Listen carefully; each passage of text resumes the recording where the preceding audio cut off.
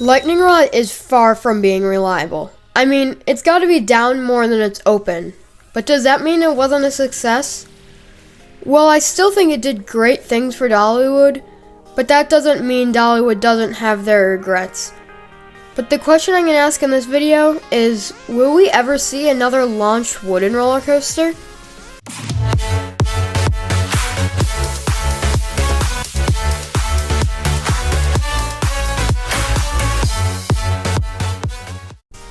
These days, wooden coasters are almost like a dying breed. You really only have RMC, GCI, and the Gravity Group. And RMC has shown that they really don't want to make topper tracks anymore. I mean, they literally don't even have it on their website. And GCI is really trying to promote their new Titan track, but at least they still make wooden coasters. We also still have the Gravity Group. They even said that they want to keep wooden coasters alive for as long as possible. But does that mean that they'll be ready to make wooden coasters have launches? First, I'm going to give a quick backstory on Lightning Rod and how its LSM launch works. You start by going up an incline launch, which was already a first for a wooden coaster. It reaches the speed of around 45 miles per hour while going up at a steep angle. I actually did some math to figure out the angle of this with the help of Google Earth Pro and my school calculator.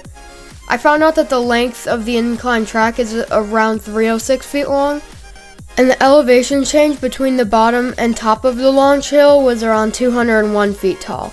So I used the formula for calculating angles and got an incline angle of just over 41 degrees. That's really steep, even for a lift hill, but for a launch on a wooden coaster?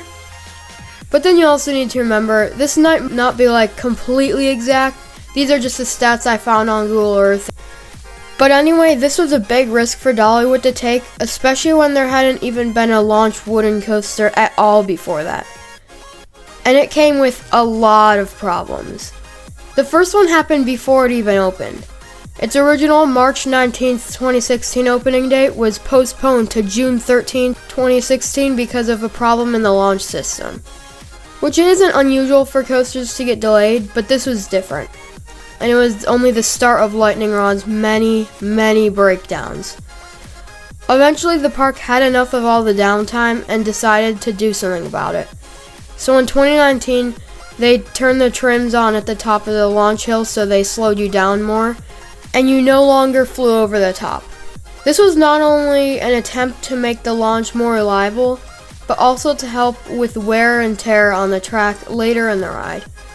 But even that didn't help enough, so in 2021, Dollywood retracked most of the coaster with iBox track to help with the launch and more wear and tear. Even today, Lightning Rod is still fairly unreliable, especially for an RMC. But if you want a full analysis on Lightning Rod and how it failed, you should really go watch Theme Park Crazy's video on it. It really is an amazing video. But anyway, like I was saying, there have been some theories on why it is so unreliable. Some say it's because the launch is at such a steep angle and the LSMs aren't powerful enough to overcome the gravity. And I definitely think that is a part of the reason. But I feel like the main reason is the way the track and supports are flexing or bending.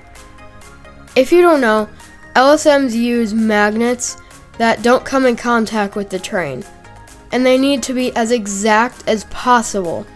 And with steel coasters, it's no problem, especially when the launch track is very low to the ground. And obviously, it's not normal for them to flex this much, but they still need to be as exact as possible. But there are still ways to make it work. Or even if they just want to fix a Lightning Rod, they could replace the wood support structure under the launch with their newer steel truss lift structure. This would allow for less bending and flexing of the supports under the track, allowing for the LSMs to line up better, leading to more uptime in the future. But that's not the main thing that this video is about. I want to come back to the question that I asked earlier. Will we ever see another launch wooden roller coaster? And the short answer is yes, but it might not be what you think. I think the manufacturer will most likely actually be GCI, and not Gravity Group or RMC. And I'm not talking about their Titan track that they can put LSMs on, because I don't know if any parks would want to test that after lightning rods, LSM problems. So I want to talk about the coaster opening this year, Zambezi Zinger at Worlds of Fun. And all I want to talk about is the Spiral Drive Tire Lift Hill. And I know that they are using Titan track for this part, but what's saying that they can't use regular wooden track? From what I know, drive tires don't need to be quite as exact as LSMs do.